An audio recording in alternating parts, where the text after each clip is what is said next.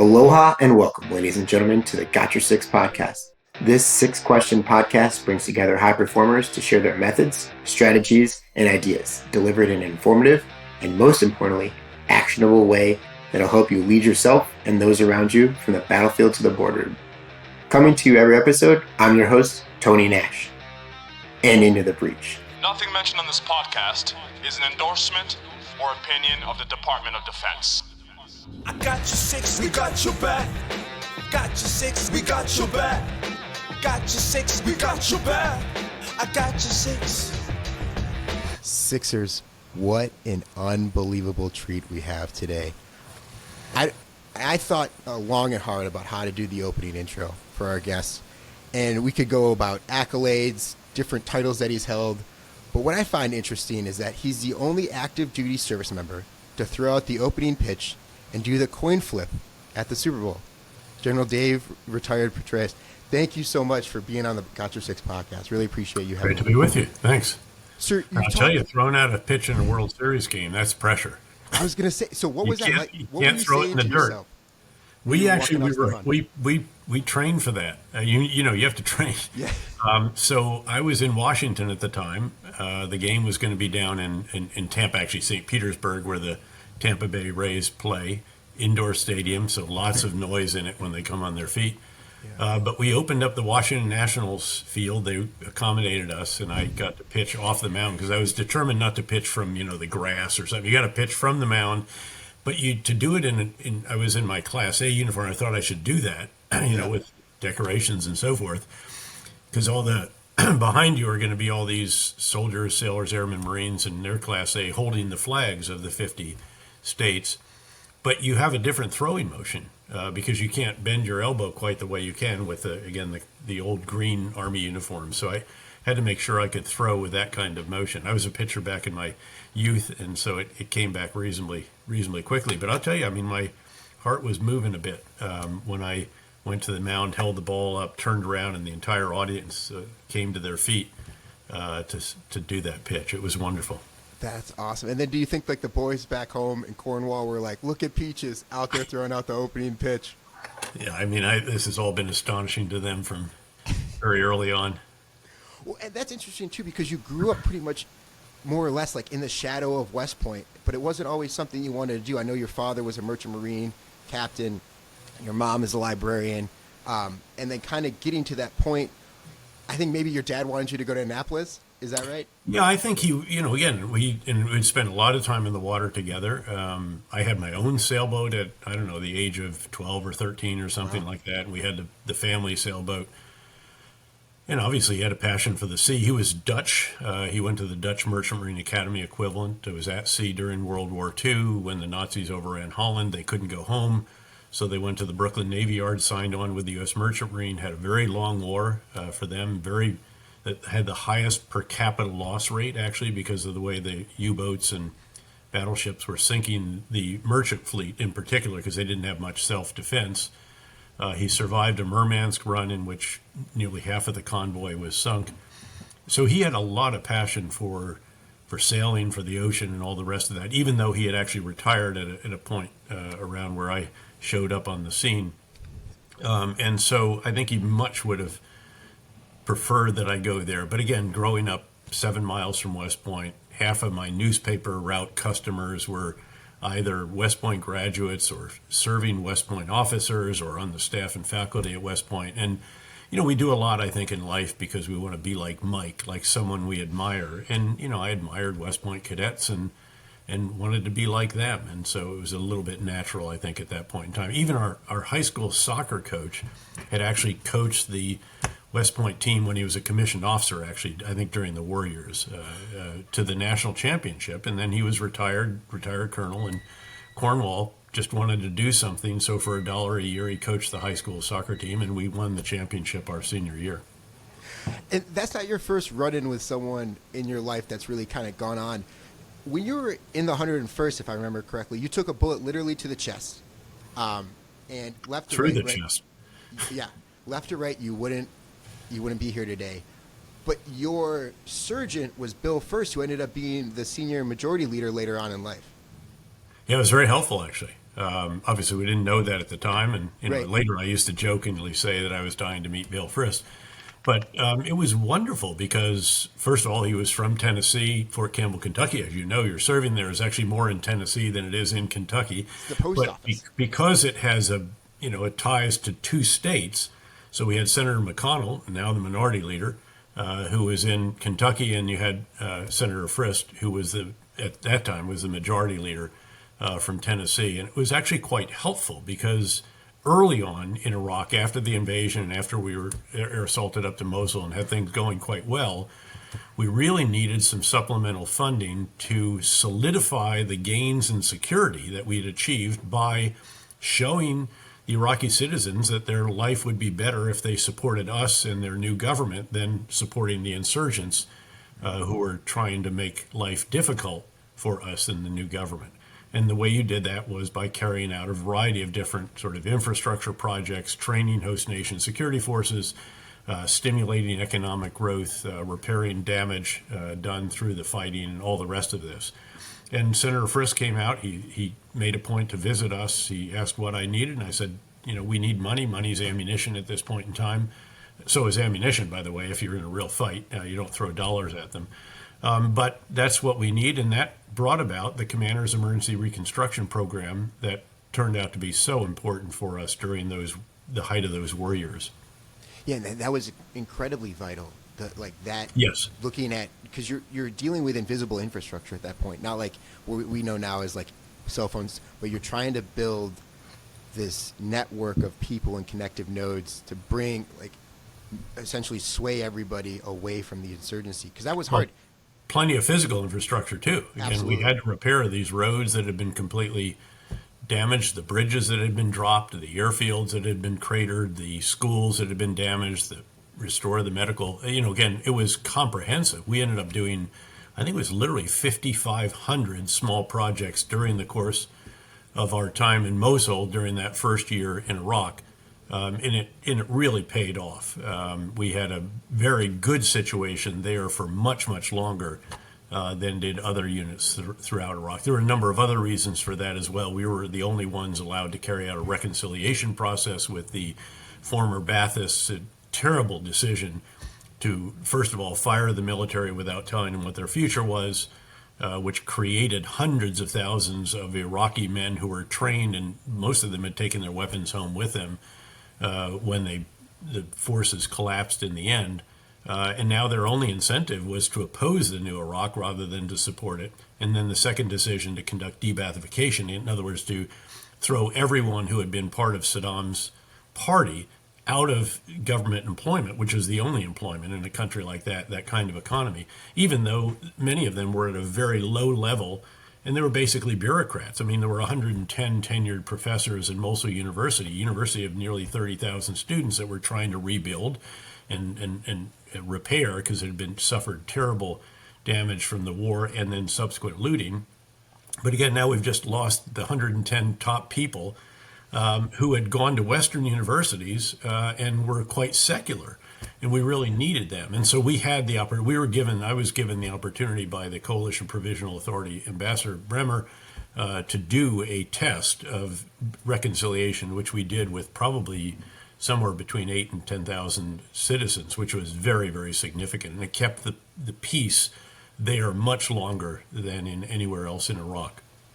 And that's part of being, and you've talked about this as a strategic leader, is like understanding and making sure you're attacking first the right big idea, because there's a lot of things going on, especially in that complex environment. In your 4-step process, right, understanding the right idea, communicating, overseeing, and refining it, where do you think people kind of struggle, especially at the strategic level, in that? Oh, it's first and foremost. Again, you've got to get the big ideas right.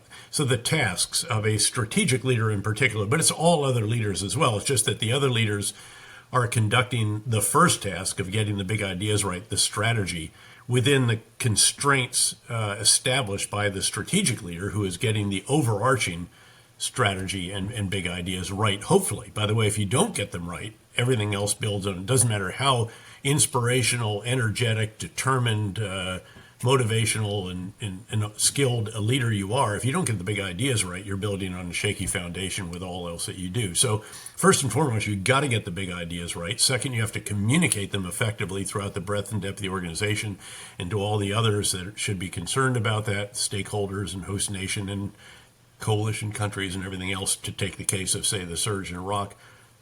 Then you have to oversee the implementation of the big ideas. This is your example, your energy, your determination, your how you spend your time, your battle rhythm, the metrics, the hiring, the firing, the incentivizing, the all of that. And then you have to formally sit down and determine how you need to refine the big ideas so you're a learning organization and learn faster than your adversary so you can do it again and again and again.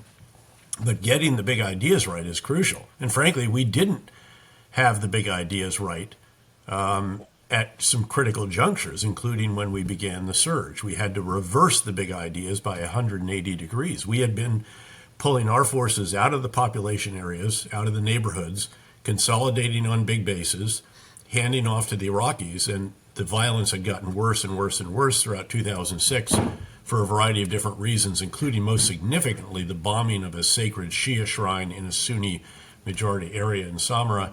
And it was a horrible event. And it set off a cycle of violence that needed to be halted and then reversed, but you couldn't do it depending on the Iraqi security forces, which have been degraded so significantly by that violence. So we had to go back into this is, again, people talk about change management. It doesn't get any more substantial than 180 degrees. Yeah. Back into the neighborhoods. It was 77 locations just in Baghdad. And you had to fight for most of those to establish them, secure them, then get gated communities, as we termed it, so you can control the population, access to it, really, so you can keep the insurgents out. Once you clear it, you hold it by, again, controlling access to these areas and gradually then rebuilding them, and then reconstituting our host nation security force partners, the Iraqi army, the Iraqi police, and others. So this is a massive shift. And again, when it comes to big idea changes, as I said, it doesn't get any more significant than that. And coming up with the big ideas, though, and being in an organization, sometimes you're going to hear from people that are kind of out there, are pushing against the grain, right? How do you protect, or how have you protected the iconoclasts?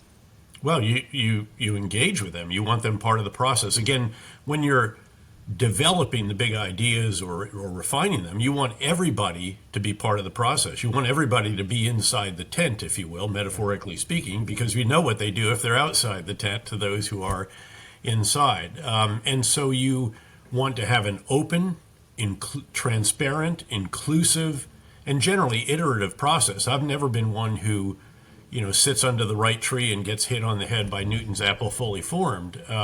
You do have moments where, aha, but it's not the fully formed. You get hit on the head, at least I do, by the seed of a big idea, and you then have to shape it like a clay object. And the shaping process is by having everyone help you with that. Again, in this iterative process, noting that no one of us is smarter than all of us together, and you need to operationalize that. So again, you want to preserve and protect the iconoclast because occasionally they're right, and they're challenging you, and they're not going to leave something left unsaid. This is part of building a culture. This is part of task number 3, overseeing the implementation. Part of that is what kind of culture do you want to build, and it should be a culture of openness and a culture that welcomes reasoned, thoughtful, and constructive dissent to the point that you make the decision, at which point in time everybody needs to embrace it and you need to start the execution. So again, that first step is crucial. But then, of course, you do have to persuade people. You have to publish your counterinsurgency guidance. You have to iterate that. You have to emphasize it. And then you have to, again, oversee the implementation, drive the campaign plan. Again, all these different tasks that are associated. That's what we normally think of as leadership, by the way. It's those particular tasks. And we tend to skirt over the big ideas, which are crucial. You've got to get those right. By the way, you do this at subordinate levels. When I was a battalion commander, in fact, in the brigade where you are in the 101st Airborne Division, 3rd Brigade, the Rakkasans, commanding the Iron Rakkasan Battalion, we had 5 areas of focus, emphasis, and we built these out. We operationalized the daylights out of these. And I think if you talk to the old Iron Rakkasans from 91 to 93, when I was privileged to be the commander, most of them will get at least 4 of those, if not all 5. That's not They'll bad. That's groan, not bad. and they'll groan when they do it because, oh God, again, you drive that repetition is part of the whole process. But then determining how do you refine them, how do you, the implementation, refine the big ideas and do it all again and again and again. That's part of this particular intellectual construct for the conduct of leadership. But at the strategic level, when you're at the very top, when you're commanding the surge in Iraq or the surge in Afghanistan or leading the CIA or something like that, it's all about getting those big ideas right. And again, you can have all the other great qualities, but if you don't get those right, those are for naught. Right, and it's those seeds that you're taking, like you said, along the way as you shape the big ideas, because your counterinsurgency guidance was really just a collaboration or curation of different ideas along the way. It was a series of admonitions, and each one of those said to do something. So it's the biggest of the big ideas captures the recognition that we have to live with the people to secure them. You can't commute to the fight. You can't consolidate on a big base, drive through the neighborhood a couple of times and leave it the night to the insurgents. You have to live there to secure them, and we're going to take back the responsibility from the Iraqi security forces. So the very first one was secure and serve the people. And then you'd explain what that meant. To secure the people, we must live with them, et cetera, et cetera. There was one I particularly enjoyed, which was promote initiative. In the absence of orders, figure out what they should have been and execute aggressively. And that came actually from a sign on a company commander's door, this plywood little command post that he had over in West Rashid in southwest Baghdad, out of the Big Red One, a really talented young company commander, and then now a brigade commander in the 10th Mountain Division, I might add. So again, you find these, and I was always updating. I had it open always on my laptop, because if I saw something during the course of a day, I would update it. And then about once a month, every, say, 30 to 45 days, I'd hit the send key and said, here's the latest iteration. Everybody gets it. Everybody should operationalize it at his or her level. That's the way. And by the way, again, we did lots of events, or maybe even tactics, techniques, and procedures to constantly provide feedback for me. Twice a week, a minimum, and I was adamant about this, we would go out and go on patrol with a unit. So right after the 7:30 to 8:30 morning update, would get in an armored vehicle or in a helicopter and a plane if we were going north or south, and then we'd link up with a battalion. They'd give a quick Humvee briefing, not PowerPoint to death in a conference room, and then immediately go out on patrol in an area where you can engage with the population, engage with host nation security force partners, talk to platoon leaders, company commanders, obviously the battalion commander. And then after all of that, we would structure it in a way so the final event would always be a meeting with just the company commanders, with no one else in the room, including the battalion commander. And I would say, look, you are the individuals who are the last level of command that actually know every person in your formation by face, not just by name or number. You owe it to them to tell me if there's something that we have not done adequately for you, and every one of you is going to have to give me a sustain and then an improve, and you go around the room and then around the other way, and you can't say me too. So you would, and again, there only might be 5 company commanders in that tent or whatever, but you'd hear from them really unfiltered what they were concerned about, what we weren't doing adequately to support them. And that's the level at which you win or lose the kind of irregular warfare in which we were engaged. And I'd take those back, and we'd go to work on those. I also gave them my email address, and I said, if there's a moment down the road where you're just frustrated with your chain of command, email me directly. I'll try to hide you, if you will, to protect you. But I need to know if a company commander in this multinational force is not satisfied with those above you are doing. And I got, over time, as that gets out to more and more and more, I would get several emails a week, and we'd go to work on those. So that's all part of that process of building the culture, getting unfiltered input, showing that you really want to hear what they have to say, that's pretty important. And that goes back to your point, and we kind of talked about this too, of you being an absolute competitor across the board, right? Whether it was push-up competitions, being the fastest in the division as the division commander or one of the fastest. You're constantly looking at. Yeah, I'm afraid when I was Eagle 6, I was pushing 50 at that point in time, and I could still. I think I ran the Army 10 miler in 63:50 or something like that, which was okay, but it was the slowest I think I'd ever done. But I mean, we worked hard for that. It was just before we deployed, as a matter of fact. But yeah, no, we had the Iron Eagle competition when I was a Rakkasan. That's where the very first one began. That was the Iron Rakkasan competition in the 82nd Airborne Division. We had the Iron Devil competition. We even had the Iron Student competition at Fort Leavenworth, Kansas, when I was the commander there, and we had the Staff College and all the 1,000 competitive majors. But look, life is a competitive endeavor, and I think you have to embrace that reality, and you have to try to be the very best that you can be at every aspect of your job. And if you're particularly, if you're in a light infantry organization, such as the 101st or the 82nd, one air assault, the other airborne, at a certain point in time, you're in your leather personnel carriers under a rucksack, and you need to be seriously fit. And physical fitness was one of those top 5, that I mentioned earlier, as a battalion commander, and we were very serious about it. I mean, we did PT for an hour and a half every morning. We locked the barracks. We owned our own mess hall then still, which was a real advantage. We moved the chow hours later. You didn't go to the gym because people do weight watching, not weight lifting. They don't really understand their way, and they want to go in there when it's cold and wet. And if you're infantry, cold and wet soldier is an outdoor sport. So again, we really operationalized this, and I was quite draconian about this. I certified every platoon sergeant, platoon leader, company commander, and first sergeant for the conduct of physical training. And if they, didn't do it right, they were decertified. And we only had to do that once or twice, and people took very seriously, you know what, this guy actually means what he's written in describing how we're going to operationalize serious physical fitness. By the way, we then also won cross-country championship every year. We won the football championship. We won softball, I think, once or twice. We, were finalists and all these. But again, it comes down to results as well. As my dad used to say periodically, results boy. And so, you can talk a good game, but you actually got to play a good game as well. But again, life is a competitive endeavor, and you got to compete. By the way, you do compete not just to be the best individually, but the best team player as well. And that was very important.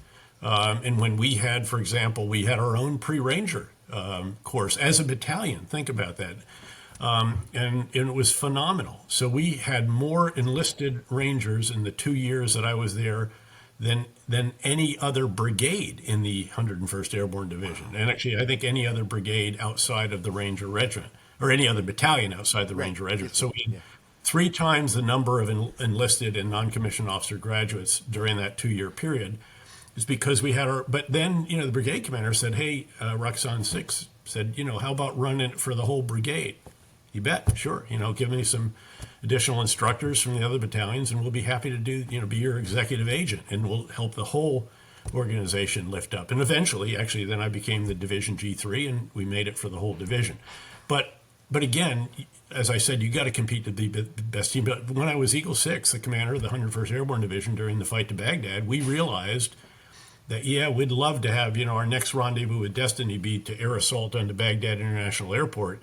But you know what we really needed to do? We needed to support the 3rd Infantry Division, which was most well trained and equipped for the war we were in, which was a mechanized armored combat. And so we put our Apaches in front of them, 72 of them, night after night after night. And then during the days, when they asked for, you got any 155 millimeter howitzer ammunition, I said, take the entire, it was only a battery, but take the whole unit uploaded, because that's the quickest way to get it to you. In fact, he asked, I said, what else do you need? He said, do you have an infantry battalion? I gave him 3rd of the 187, the unit I commanded. We air assaulted them right on the Baghdad International Airport, where they needed them to withstand what turned out to be a pretty significant counterattack that night. So again, you've got to do the best you can, not only as an individual and in your individual unit, but to support the greater good. And that goes back to, because that training and knowing when to kind of push forward and when you got to look to support the team, right? Because you're going to be dealing. I think it was Churchill that talks about dealing with the Black Dog days. Those like really hard, challenging times that come, whether they're personally, professionally, or as an organization. You have to be able to have that camaraderie and understanding to push through whatever that adversity is. Well, you have to have it individually as well. I mean, again, leaders of organizations, particularly in combat, organizations have hard days, very tough casualties, setbacks, shortcomings, mistakes, all the rest of this. And you've got to be able to deal with that. You've got to be sufficiently resilient. This comes of a degree of physical fitness, mental toughness, all of which is developed along the way. Why do you do 25-mile road marches? Mental toughness. There's a physical component to that, certainly, especially, again, if you're in a light infantry unit. Yeah. But at the end of the day, there's an awful lot about just sheer mental toughness. And you have to structure that. You have to develop it. There's a muscle there that has to be built and kept sturdy and strong as well. So, you have to do that. And, then, by the way, Churchill had that other great comment about coalition warfare, and having been privileged to lead two very large coalitions in Iraq and Afghanistan. I think Afghanistan, the largest ever fighting coalition, 50 or more countries. He said the only thing worse than fighting with allies is fighting without them, and he was very true. I mean, it takes a lot of coalition management is a lot like ego management, when you work with certain elements of our military that have very substantial egos. Sir, to go back to, when you talked about individual, mental toughness, is there a point in your life where you got to, probably your lowest, and you've been able to kind of work your way back? And what did that look like for you to be able to continue to push through that mental toughness? And maybe it was pulling in allies and people, whether it was at coalition scale or just individuals. Can you kind of talk us through what you did personally? You can go as far into whatever that event was. No, I think, again, just as a general statement, life is not all high five moments. It's not all spiking the football in the end zone. You got to be really measured in how you do that. You should act like you've been there before, as I think it was Walter Payton's father used to counsel his son. There are setbacks, there are shortcomings, there are individual mistakes that you make. There are mistakes that your unit makes. I remember one very substantial one where a soldier during the surge in Iraq decided to use pages of the Quran for target practice on a 25-meter range to zero his M4 carbine. And tragically, a host nation worker found this. Of course, it immediately goes to the prime minister, and I end up apologizing on camera to the prime minister. President Bush calls him personally to apologize. There's a massive blow to the overall effort. And again, there's tons of these. And when they happen, whether they're a result of your own mistakes or those within the organization, or just, again, as I said, very tough days, you've got to have the resilience to recognize that get back on your feet, get the organization back on its feet, metaphorically speaking, dust yourself off, pick your rucksack up, and start putting one foot in front of the other. I always drew strength from the description of Grant at Shiloh. I happened to be reading Bruce Catton's book, Grant Takes Command, during the time that I was the commander of the surge in the early months. I was really surprised. Somebody gave me the book right before I left Fort Leavenworth, a beautiful inscription from the head of the military studies and history group that is out at Fort Leavenworth. Combat Studies Institute, awesome. It's called. And it ended up in a rucksack, and it ends up it's on a table by my bunk in Baghdad. And I started leafing through it, and I found it positively inspirational. I'd only get maybe 2 or 3 pages each night before it would fall out of my hand and I'd fall asleep, but because we were right at the edge of what we could physically do. And of course, there were no weekends, so you didn't recharge yourself. So you had to be careful about that. But I remember reading about Shiloh, which is his worst battle ever. And he's almost driven back into the Tennessee River. His most trusted subordinate, Sherman, was there with him. He got surprised on the battlefield. They ultimately prevail. They own the battlefield. The Confederates withdraw. The the commander is killed, but it's a very, very painful battle, and they take very high casualties. But at the end of that first day, they're on the bank of the Tennessee. Grant's trying hard to get additional soldiers and reinforcements and units in through boats. He's standing under a tree, light drizzle. He's got a slouch hat on, stub of a cigar in his mouth. There's cries of those who are having their limbs amputated. Every available shelter is being used as a makeshift hospital. There's the mourn of the battlefield, if you will, those who are still out there needing to be recovered. And Sherman comes out of the dark and says, well, Grant, we had the devil's own day today, didn't we? And Grant says, yep, lick 'em tomorrow, though. And that sheer indomitable will is what he possessed, and it's what any commander has to possess. And I was hugely inspired by his example during the Civil War, not trying in the least to equate the war in Iraq to the Civil War in the United States. But, Absolutely. But again, there is relevance to the individual who's at the top of such an endeavor as he ultimately was, and becomes the man who saves the Union by crafting the strategy that ultimately enables the Union to prevail, because Lincoln gets reelected because of the victories in Atlanta and in the Valley. It didn't have to be that way. It could have been that McClellan would have defeated Lincoln in November 1864, and he would have sued for peace, and the Union, as we know it, would have ceased to exist. So again, that example, and he repeatedly got the big ideas right, communicate. He was a brilliant communicator in a day in which commanders wrote their own orders. He could see, he could envision a battlefield in space and time as it unfolded, and give orders to the units so that it essentially described to them what they needed to do as their part of this overall effort in space and time. And then he would oversee it.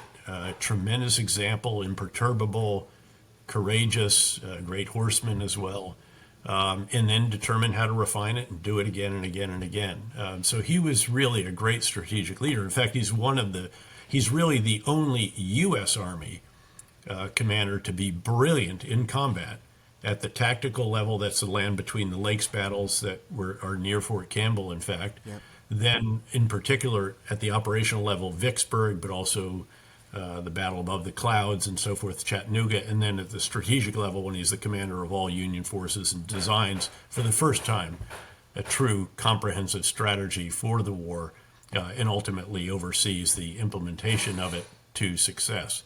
There is no one else actually in the U.S. Army's history who has done that. Actually, there are individuals that did brilliantly at one level or the other, but never all three. And part of it, of course, you just don't have wars that are long enough for people to be tactical, operational, and strategic. And as we kind of rack up too, I think that the really driving force there is he was always had some sort of action forcing mechanism, right, to kind of update his intellectual capital to go forward. How do you continue to become more or less better than yesterday, sir, at this point, at this juncture? Well, I think you structure that. I mean, you have to create that for yourself. You have to set goals and objectives that are going to cause you to do that. I mean, when I went to graduate school, for example, it was to get a master's degree in advance of teaching at West Point. And I went in and said, look, I know I only have 2 years, and normally it takes 2 years for a master's, but what I want to do simultaneously is all the coursework for the PhD, the language exam, the general exams for the PhD, the dissertation prospectus, etc.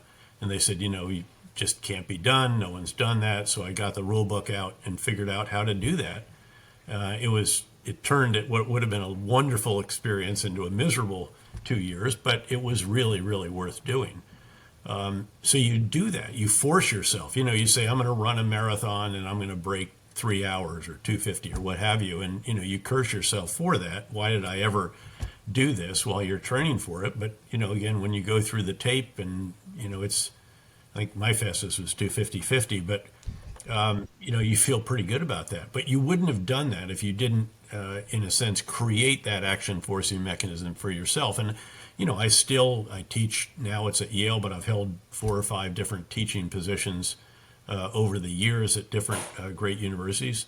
And again, often done the different path rather than the normal path because it gets you out of your intellectual comfort zone as well. That was going to civilian graduate school, a huge decision, actually. I was told that I was committing professional suicide when I did that instead of going to the Ranger Regiment. It turned out okay, and I didn't do the war college. I did a fellowship, and then I didn't even finish the fellowship. I deployed to Haiti to be the chief of operations for the United Nations force there. Phenomenally developing experience, a coalition effort, and just purely a blue beret, not even a U.S. I wasn't dual-hatted as I typically was, say, in Bosnia or Iraq or in Afghanistan. I was solely a United Nations officer, which was very instructive and a great learning experience as well. So again, seeking out those opportunities, in particular to get out of your intellectual comfort zone, I found very important, and I still do that. And one of the reasons I do this kind of thing is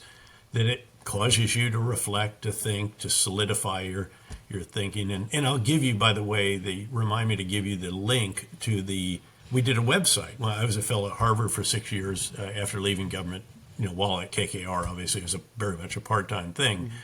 But it required of me, with a great team there, most of whom had worked for me in Iraq or Afghanistan, who were grad students, to distill this leadership construct that I've described of the 4 tasks of a strategic leader, and then also to discuss the tactics, techniques, and procedures of leadership. And it was great fun, but it requires you, again, to think things through, to get the big ideas right about that kind of construct and how to describe it, capture it, distill it, communicate it, and so on. And again, that's really valuable. It's why I'm engaged with a number of think tanks now. It's why I do a variety of different activities. And again, it's why I love being the chairman of the KKR Global Institute, to do geopolitical risk and then determine how to mitigate it for the world's, I think, second largest investment firm of our type.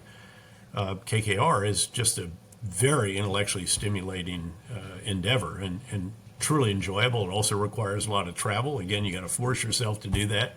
It'd be a lot easier just to hang out at home and walk the dog and all that stuff. But I think you have to set goals for yourself. You have to actually announce them to others so they'll hold you accountable for them. And then you've got to actually carry through and do what it is that you have committed to do. Again, noting that along the way, sometimes you're going to say, oh man, why did I commit to running 10 miles today instead of, 4 or 6 or something? Why did I do the hill today when I could have stayed on the flat? Well, it's again because you're pushing yourself, and life is a competitive endeavor, and this is all part of preparing for the moment when you might be asked to do something of real consequence at a critical time, as I was privileged to do several times over the years. Again, the final thought perhaps is that luck is what happens when preparation meets opportunity. And if that opportunity comes along, you want to have done everything you can to prepare yourself for it. Sir, I couldn't think of a better way to finish. As people want to learn and connect and more about KKR and everything, we'll make sure we link the link to the Harvard website in the show notes. Where can people go to find out more, sir, about you and everything that you're up to? Actually, I'm only on one social media. It's LinkedIn, which I think is how you got to me, I believe. I'm not sure. But that, and I actually do a daily post on Ukraine. I distill what the Great Institute for the Study of War. I'm on their board. We have the Petraeus Center for Emerging Leaders there. I'm pretty active with them. And again, various other pieces that I think are worthy of folks looking at. But if they want to look at what I've done and all the rest of it, it's pretty clearly listed, the various organizations with which I've been privileged to work over the years and those that I'm active with now, which is a fairly substantial number. It's quite a juggling act to keep all these various plates spinning at the same time. You give Red Panda, the person at the halftime show, a run for her money. Sir, thank you for your strategies, your methods, your tactics, and most importantly, thanks for having our 6. Really appreciate you coming. Thanks, Tony. Great to be with you, and thanks what you're doing in our great division, Air Assault. Air Assault.